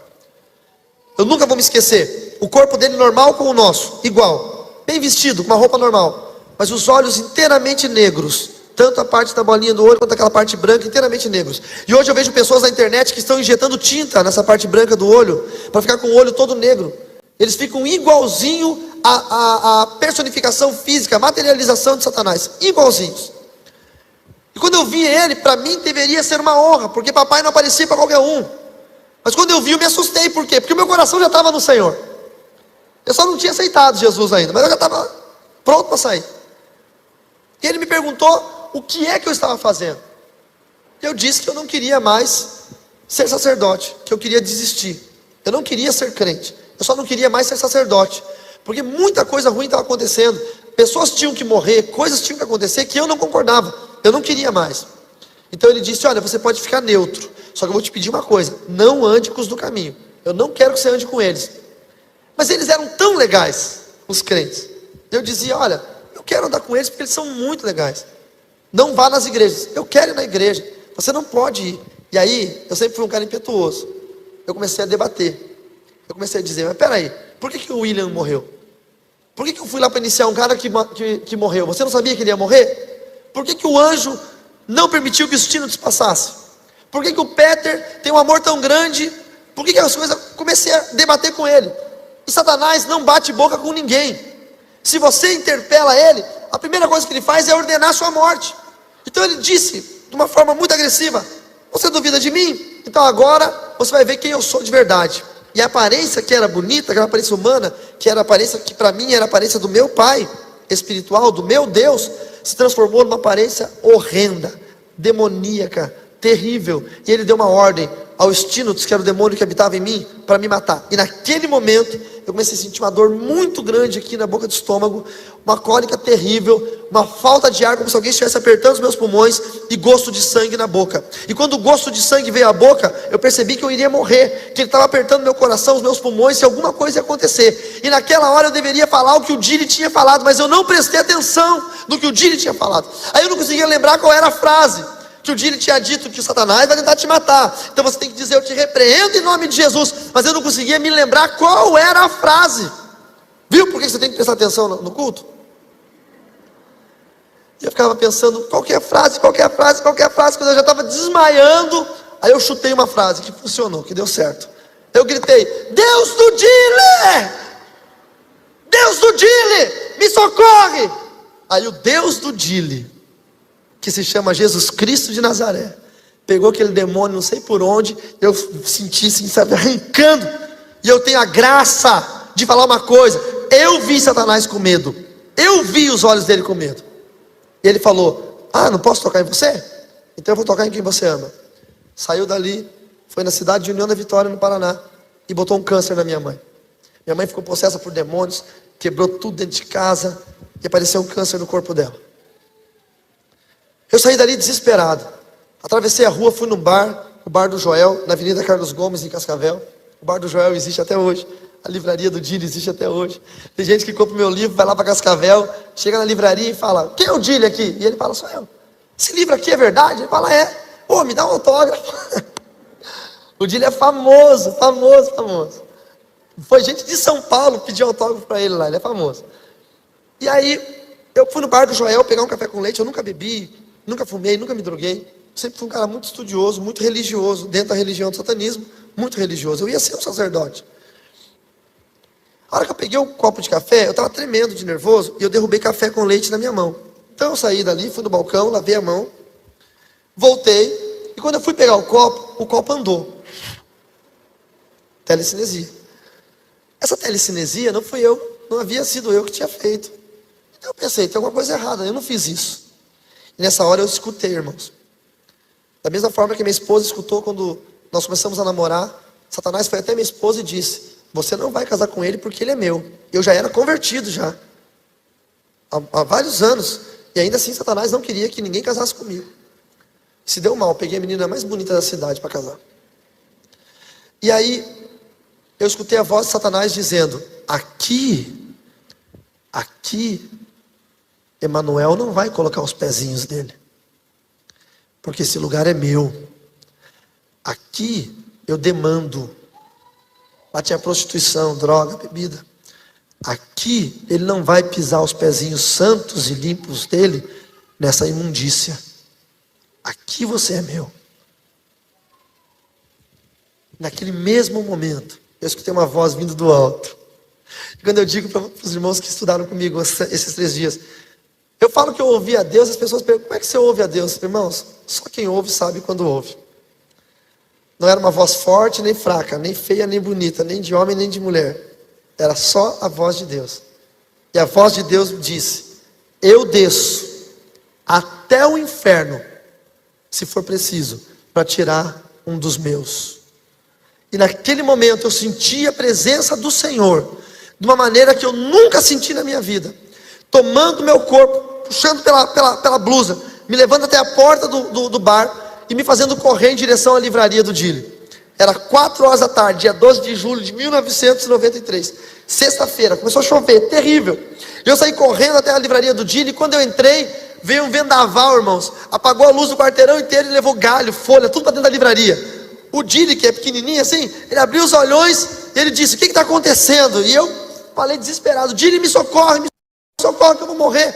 E ele disse: entra lá para o fundo. E eu fiquei numa salinha, e ele ligou para o Nelson. Nelson foi o pastor da minha conversão. O Nelson, ele era um presbítero da igreja, ainda não era ordenado pastor, depois foi o pastor que nos casou. E ele tinha uma variante verde de 2 carburador, terrível aquela variante, fumava e bebia a variante, tão ruim que é. E ligou para o Nelson veio voando com aquela variante. Quando ele estava quase chegando, chegou o meu mestre de taekwondo. Eu sou faixa preta de taekwondo e de hapkido, uma outra arte marcial. Mas naquela época eu era faixa azul, faltava ainda ponta vermelha, ponta preta e preta. E chegou o meu mestre, que é meu amigo até hoje. No aniversário de 10 anos da minha igreja, o meu mestre esteve lá comigo, hoje casado com uma mulher crente, ele vai à igreja também. E ele chegou e falou: olha, você precisa ir lá dar aula no Sesc agora, porque eu vou sair. Tadinho, o inimigo usou quem eu confiava para tentar me tirar dali. E eu estava num momento de decisão na minha vida, era a hora da decisão. E eu falei: não, eu tenho que ficar. Ele disse: olha, se você não sair daqui agora, você nunca vai ser faixa preta, você precisa sair. E eu falei: tá bom, então eu vou lá. Olhei para o meu pai na fé, para o Dili: Dilão, eu vou indo, outra hora eu volto. E o meu pai na fé, ele só cruzou os braços, não falou nada, e só baixou a cabeça. Eu entendi, irmãos, que pode estar o mundo inteiro orando pela gente. Se nós não tomarmos uma decisão, as coisas não acontecem no mundo espiritual.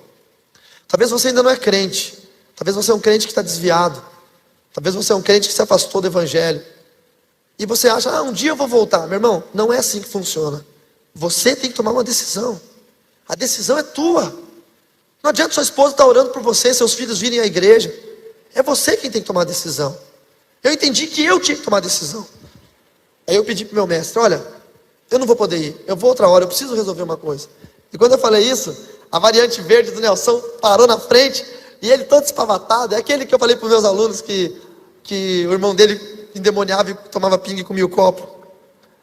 Aí falou com a variante, chegou na porta da livraria e falou: cadê o endemoniado? Cadê o endemoniado? Cadê o satanista? E o Dili falou: é ele ali, ó. Então vamos lá para trás, vamos lá. E eu falei para ele: olha, a última vez que oraram comigo eu vomitei. Não, fica tranquilo, não vai acontecer nada. Você não vai passar por um processo de libertação agora. Eu só vou orar para você entregar sua vida a Jesus. Você quer? Eu falei: é o que eu preciso. Então senta nessa cadeira. E eu sentei na cadeira. E ele falou: repete comigo: Senhor Jesus. E eu falei: Senhor Jesus. Eu quebro todas as consagrações. Eu falei: todas as consagrações. Todos os pactos. Eu falei: todos os pactos. Eu quebro todas as maldições. Eu respondi: todas as maldições. Ele disse: vem habitar no meu coração. E eu convidei Jesus: vem habitar no meu coração. Escreve meu nome no livro da vida. E eu falei: escreva meu nome no livro da vida. E ele falou: diga: eu te aceito como Senhor e Salvador da minha vida. E eu falei: Senhor Jesus, eu te aceito como Senhor e Salvador da minha vida. E ele falou: convide o Espírito Santo para morar em você. E eu falei: Espírito Santo, vem morar em mim. E naquele dia ele disse: a partir de agora, você pode morrer, meu irmão, porque você está salvo. E eu entreguei minha vida ao Senhor Jesus, como Salvador da minha vida. E o Espírito Santo nunca mais saiu. Glórias sejam dadas a Deus. Passou ali, aquele tempo eu passei por um processo de libertação e fui logo estudar teologia. Mas a minha mãe estava possessa por demônios e com câncer. E eu comecei a orar pela minha mãe. A minha mãe entrou num estado de câncer tão avançado que ela foi para o coma. A minha avó ligou para mim e disse: olha, se você quer ver sua mãe viva ainda, venha para cá porque ela vai morrer. O médico era primo nosso e o médico disse que a minha mãe não sairia mais do hospital. A minha mãe respeitava tanto a morte que quando ela descobriu o câncer, ela não fez tratamento. Ela esperou a morte chegar. E aí eu fui para a cidade onde minha mãe estava e comecei a ficar no hospital, cuidando da minha mãe das 10 da manhã às 2 da tarde. No dia 1º de março, Deus falou ao meu coração. E Deus disse: amanhã eu vou recolher a sua mãe. Então você vai ter uma chance de falar do meu amor para ela. A minha mãe estava com câncer no cérebro. A causa morte dela foi metástase cerebral. O câncer espremeu o cérebro dela. Era impossível ela ter lucidez. Impossível. Mas eu fui para o hospital, fiquei às 10 da manhã orando. Quando deu meio-dia e pouco, a minha mãe recobrou a lucidez. E ela falou: filho, quando ela falou, foi uma alegria porque ela já não conhecia mais ninguém. E eu falei para ela sobre o plano de salvação, eu falei para ela que eu tinha aceitado a Jesus. Ela disse, eu também aceitei a Jesus. Eu falei, não, você não aceitou não, a senhora precisa renunciar. E ela começou a chorar, ela disse, eu fui uma péssima mãe, né? Eu falei, nada, foi uma boa mãe. Mas eu podia falar para ela que eu tinha sido uma péssima mãe, né? Eu falei, só que a senhora precisa encontrar Jesus agora. E ela falou, você pode me ajudar? Como é que eu faço? E eu comecei a falar para ela as mesmas coisas que o Nelson tinha me ensinado. E ela foi repetindo, quebrando pactos, cancelando maldições, aceitou Jesus como Salvador da sua vida, pediu para escrever o nome dela no livro da vida, convidou o Espírito Santo para morar e voltou para o coma. E eu voltei para casa da minha avó. Às 10h30 da noite ligaram para a gente dizendo que ela estava morrendo. Nós corremos para o hospital. Eu entrei primeiro. Quando eu entrei no quarto, o quadro era terrível. Ela já estava com 42 graus de febre, os olhos dela estavam saltados para fora, amarelados. Aquela maquininha estava com uma pulsação muito rápida, a respiração dela estava muito ofegante. E eu entrei e senti a mesma sensação que eu senti quando eu encontrei o anjo. Aquele amor estranho, que não tem como explicar. Então eu sabia que tinha um anjo ali. E eu corri, abracei minha mãe, toda entubada, toda cheia de fios e monitores. E eu peguei, abracei ela assim e pensei em chorar desesperadamente. Mas aí eu me lembrei que eu tinha orado com ela de tarde. Então eu falei, eu só lembrei de falar uma coisa. Eu falei, mãe, vai.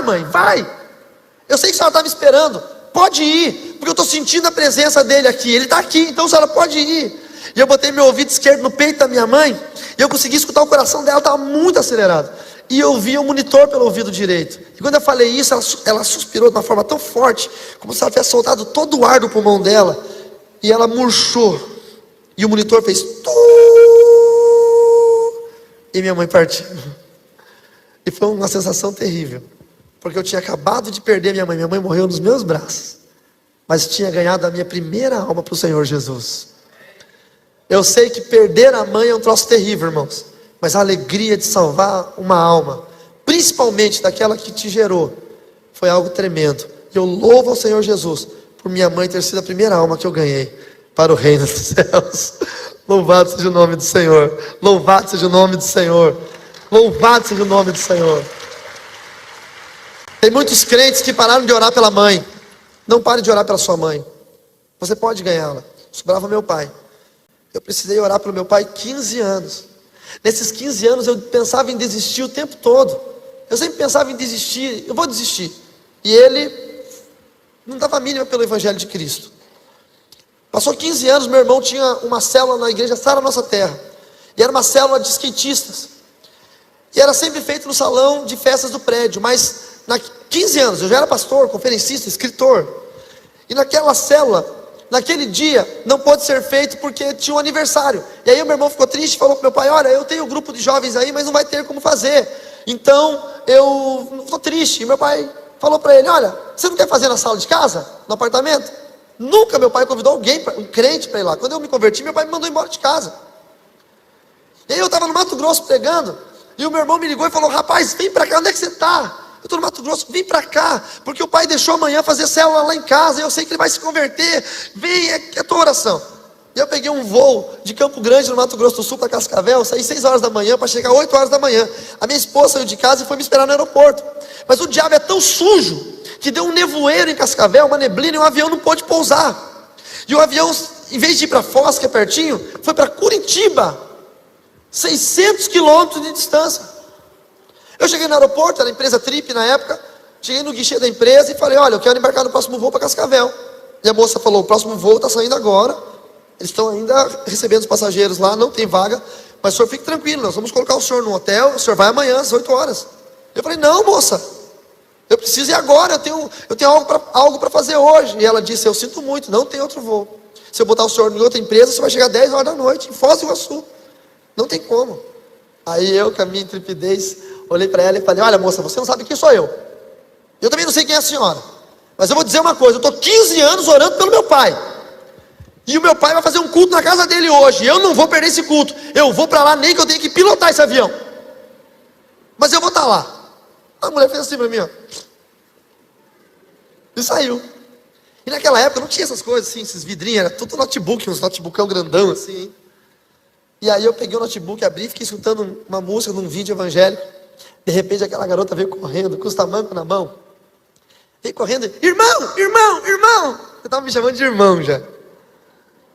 Falei, o que foi? Olha, rapaz, não sei o que tem em você não, hein? Mas um passageiro não embarcou. Ele fez o check-in e não embarcou. Tem uma vaga, você quer ir nesse voo? Falei, quero, então vem comigo. Catei mala, mochila, saí correndo, entrei naquele aviãozinho da Trip, aviãozinho apertado, todo mundo lá, o aviãozinho subiu, demorou para subir, voamos, chegamos em Cascavel, quase não pousou, foi pousar, eu estava já chegando no fim da pista ainda, minha esposa estava lá me esperando, fomos para a casa do meu pai. Agora, olha a noite como é que foi. Vocês têm mais um minutinho para me ouvir? Escute isso. A célula era de skatista. Toda a maconheirada do bairro estava lá. Só tinha maconheiro. Terrível. O meu pai é aqueles bugrão. Estava bem assim, ó. Estou gostando de nada. O pastor dos jovens é um pastor todo louco, entendeu? E eu peguei o violão e fiquei adorando a Deus. Estava eu, meu pai aqui, o pastor aqui e toda uma maconheirada lá. Não é vocês não, tá, irmãos? Por favor. Aí, o pastor de jovens, sabe se eu posso falar o nome dele? Eu vou, né? Não vou falar sobre o nome. Tá, não vou falar o nome. O pastor de jovens virou de costa para o meu pai, o dono da casa, e ficou de frente para os meninos. Já foi má educação isso. E aí pegou, irmãos, sangue de Jesus tem poder. E falou bem assim: então galera, é o seguinte, uau! Jesus é muito brother! Jesus é louco. Quando eu estava no mundo eu cheirava. Ó, meu nariz saía sangue de tanto eu cheirar. Agora eu cheiro a Bíblia. Eu cheiro a Bíblia. Quando eu olhei aquilo, eu olhei para o meu pai, aqueles bugrão, ai meu Deus do céu. Vocês estão ligados ou não estão ligados? E aí eu comecei assim, orar em espírito. Eu não sei se eu pequei, pastor Haroldo. Eu comecei a orar bem assim: Senhor, mata ele agora. Mata ele agora. Dá um ataque cardíaco, dá alguma coisa. Mata ele. Pô, irmãos, 15 anos orando pelo meu pai para aquele cara estragar tudo. 15 anos. Aí esse pastor, quase que eu vou ler o nome dele, ele tinha esse livro aqui na primeira versão. Ele era tipo meu fã, assim, sabe? Porque o cara era pastor e tinha a coleção do Harry Potter. Veja você. Então o sonho dele era conhecer um bruxo de verdade. E ele olhou para mim e falou assim: pastor Carlos, o senhor gostaria de falar alguma coisa? Eu falei: gostaria, segura o violão aí. Aí virei de costas para os maconheiros e fiquei de frente para meu pai. E falei: pai, tudo isso aqui não é para eles. Tudo isso aqui é para o Senhor. Não é que eu estou desmerecendo esses meninos, mas eu estou 15 anos orando pela sua vida. É para o Senhor. O pastor do meu irmão tinha lido antes: não é bom que o homem esteja só. E aquela palavra era muito pertinente. Eu falei: não é bom que o senhor esteja só. E eu comecei a falar para ele. Quando eu fui morar com ele, eu roubei ele, eu fiz muita coisa errada. E ele sabia de tudo. E ele falou: eu sempre soube. Eu só não fiz nada com você porque tua mãe não te queria mais. Ninguém mais te queria. Que eu fui morar com ele com 16 anos de idade. E eu falei: olha pai, o senhor gostaria de entregar sua vida a Jesus? Eu entreguei minha vida a Jesus, tem sido maravilhoso. E meu pai falou: eu gostaria. E eu falei: o senhor gostaria de chamar Jesus para morar no seu coração e confessar Ele como Senhor da sua vida? Ele falou: eu gostaria. E foi um negócio tremendo. E eu falei: então ora comigo. E a hora que eu comecei a orar, eu falei assim: repete comigo, pai, Senhor Jesus. E ele falou: Senhor Jesus. A hora que eu ouvi a voz do meu pai falando Senhor Jesus, começou a me dar um calorão. E a hora que eu falei: eu entrego minha vida, e ele falou: eu entrego a minha vida, eu comecei a apagar, irmãos. Eu comecei a desmaiar de emoção. E o obreiro da minha igreja que estava junto com a gente me segurou e me sustentou. E eu não consegui mais fazer a oração, porque eu quase desmaiei ali. E aí a sorte que Deus não ouviu minha oração e não tinha matado o outro pastor. O outro pastor agarrou meu pai e falou: continua, seu Álvaro, continua. Eu entrego a minha vida, e meu pai: eu entrego a minha vida a ti, e bababá. E o meu pai aceitou o Senhor Jesus como Salvador da sua vida, para a honra e glória do Senhor. Aleluia! Aleluia! Aleluia! Vocês me dão mais um minutinho? Eu preciso de mais um minutinho, por favor. Aí eu comecei a orar para arranjar uma esposa. Essa é boa, tá? Eu falei: eu quero uma esposa, tem que ser uma mulher bonita, porque mulher feia é pecado.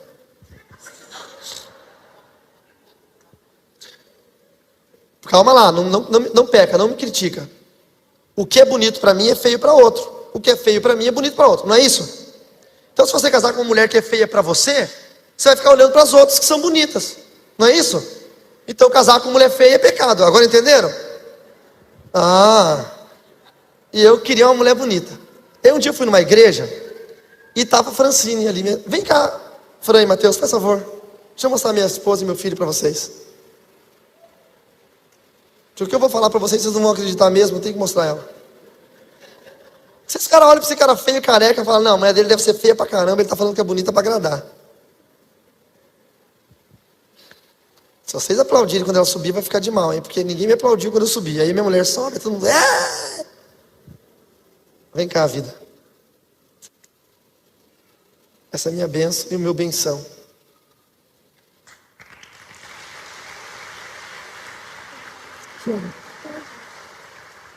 Aí eu fui numa igreja, fica aqui pertinho, e eu orava a Deus. Eu gostava de um padrão de beleza de mulher.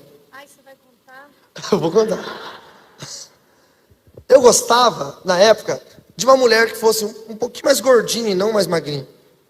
Que fosse meio curitibana, assim, tipo loira, de topetinho, tipo assim, sabe aquelas moleques assim, tipo... Era o meu jeito de gostar. Aí eu fui na igreja, a igreja estava lotada, tinha um evento de música. E eu não pude sentar no banco, eu fiquei na porta e estava cheio de gente de pé. Aí Deus falou comigo: esta que está ao seu lado, eu te dou por esposa. Irmãos, a hora que eu olhei para o meu lado direito, tinha uma loura de 1,90 m de altura, trucada intercooler, farol de milha, banco de couro. A hora que eu olhei aquilo ali, eu falei: aceite, Senhor. E o Senhor falou: essa não, tonto, a do lado esquerdo. E a hora que eu olho pro lado esquerdo, estava a Fran. Só que a Fran tá bonita hoje porque é 150 mil reais investido nela, irmãos. Porque ela não era assim, não. Ela era tipo assim, parecia um menino. Usava aquelas calças oversize de skatista. Tava com um all-star todo lascado, sujo. Uma blusa de lã que tava frio. Tava com uma touca. Ela era magrela. Ainda é magra, mas era bem mais. Tinha o cabelo vermelho. Gente, meu Deus do céu, misericórdia. Parecia um menino. A hora que eu olhei pra minha esposa, eu falei: não, misericórdia, Senhor. Tá amarrado. Isso não é Deus, não. Aí o Espírito Santo falou pra mim assim: olha de novo, porque ela é uma pérola. Você só está olhando para aquilo que está fora. E quando eu olhei para a Francine, ela deu esse sorriso lindo dela. Ela abriu esses olhões castanhos. E eu mergulhei nesse par de olhos castanhos. E eu não saí nunca mais lá de dentro. E já são 15 anos. 15 anos. Pastor Haroldo se amarra, né? Pastor de família gosta dessas histórias. Aí nós conversamos depois do culto. E eu tinha uma banda de rock, só que eu tocava guitarra. E ela falou: você dá aula de canto? Dou, claro que eu dou. Sabia cantar nada, não sabia nem bater palma em festa de aniversário. Falei: quanto você cobra? Eu cobro nada. E no outro dia ela foi para fazer aula de canto. E nunca dei aula de canto para ela na minha vida, porque eu chavequei tanto essa mulher, irmão. Tanto.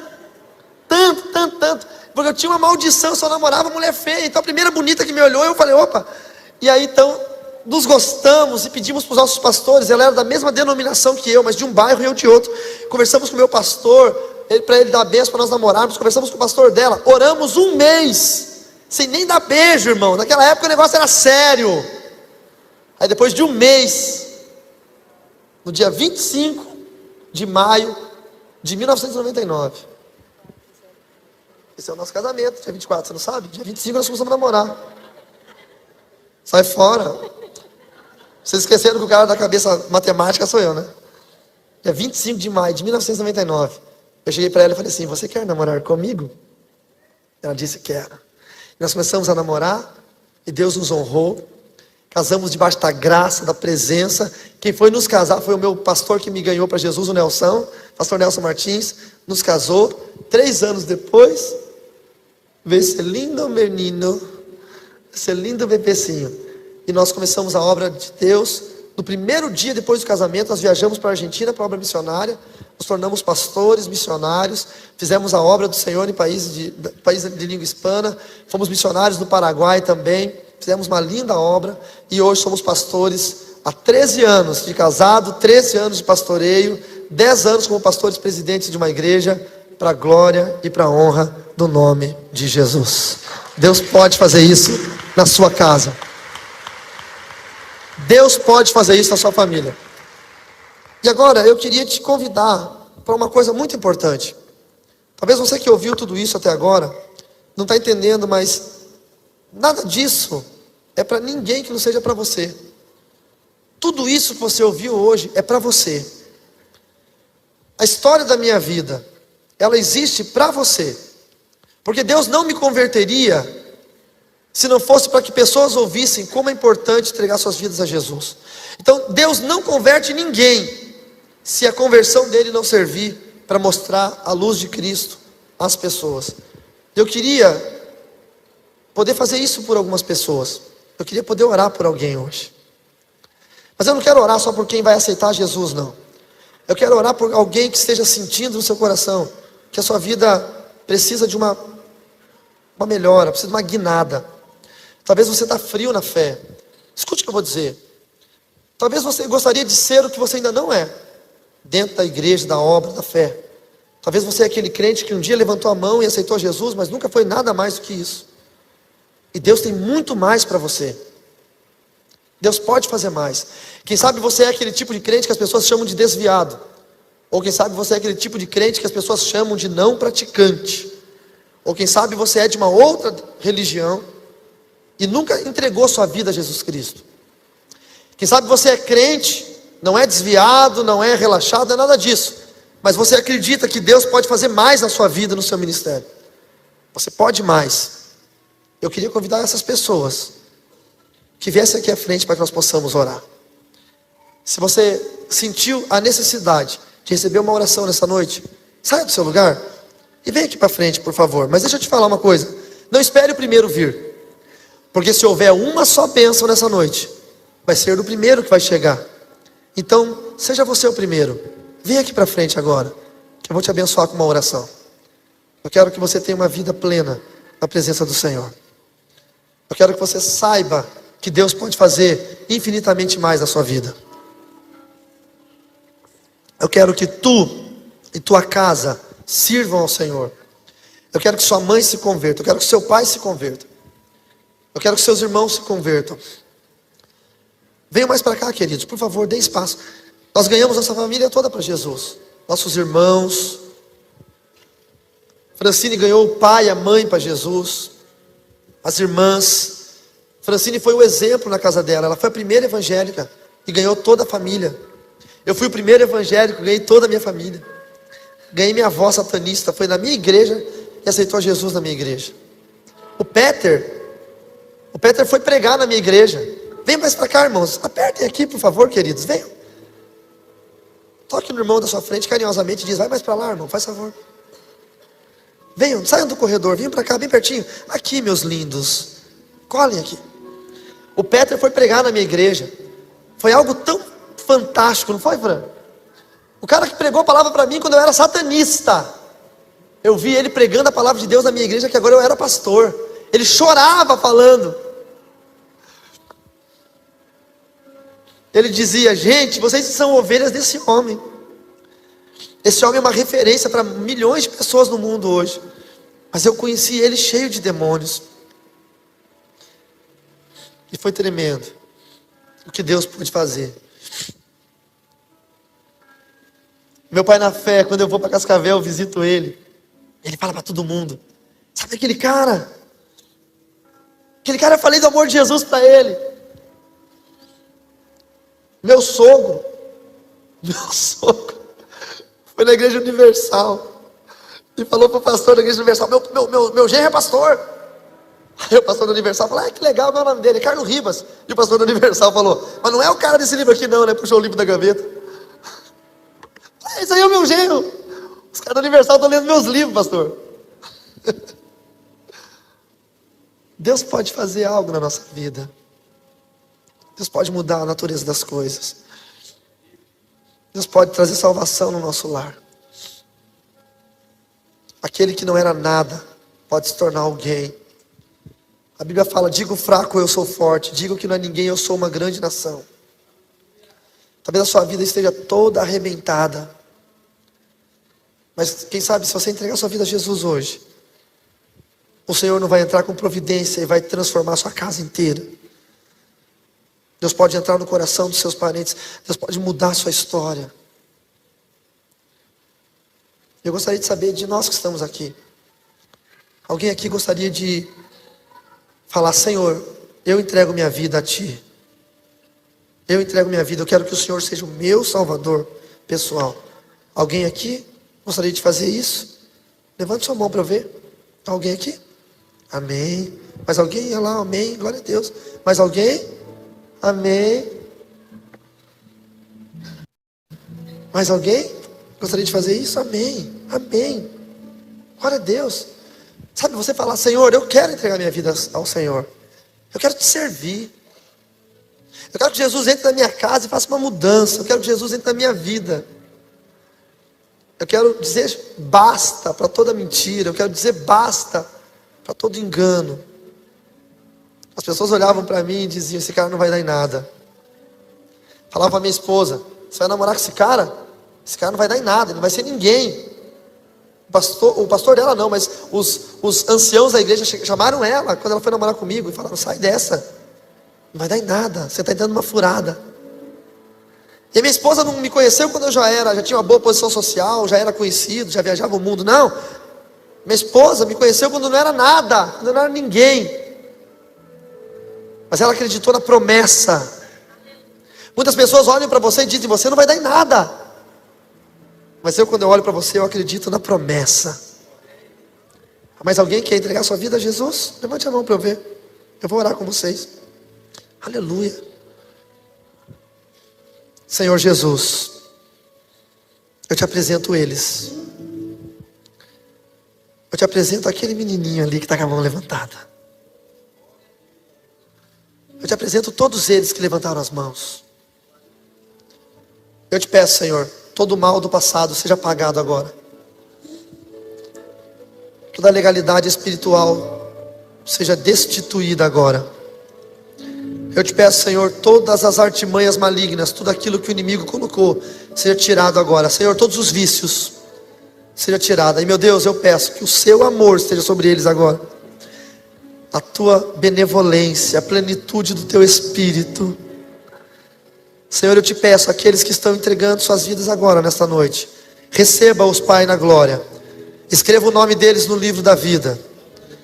Tire, Senhor Deus, toda a carga de pecado, que o teu sangue carmesim, vertido na cruz do Calvário, tão atual para nós hoje, possa estar sendo vertido agora sobre eles. E a tua palavra diz que agora não há mais condenação para os que estão em Cristo Jesus. Senhor, salva a vida deles.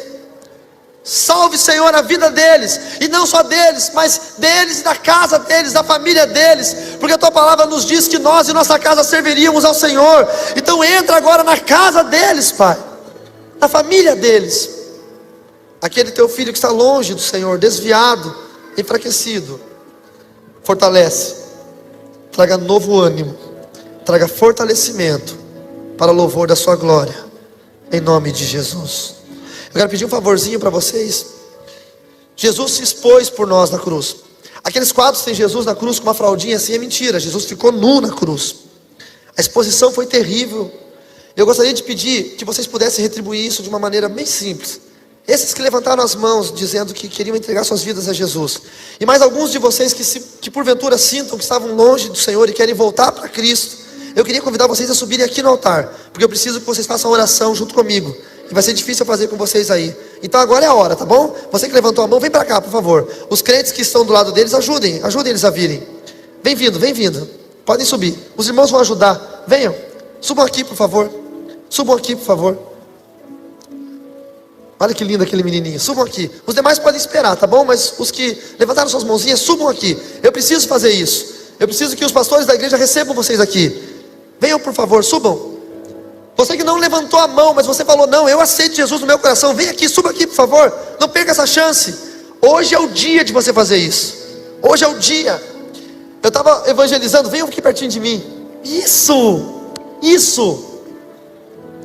Eu estava evangelizando logo quando eu era novo convertido, uma prostituta. O nome dela Teia. E essa prostituta, eu falei para ela: vamos no culto hoje à noite. E ela falou: não, não vou. Eu falei: vamos, Teia, de repente seja a tua última chance. E ela falou: não vou. Eu fui para o culto. Quando eu voltei, o pessoal do hotel disse: você está sabendo da Teia? Eu falei: não. Ela foi assassinada. Ela morreu? Ela foi fazer um programa e o cara matou ela.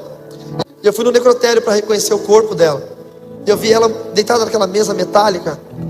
E eu falei: poxa, Teia, se você tivesse ido no culto hoje, você estava viva. A gente não sabe o nosso amanhã. Talvez hoje seja o dia de você livrar a sua vida. O dia de você dizer: Jesus, vem, eu preciso andar contigo.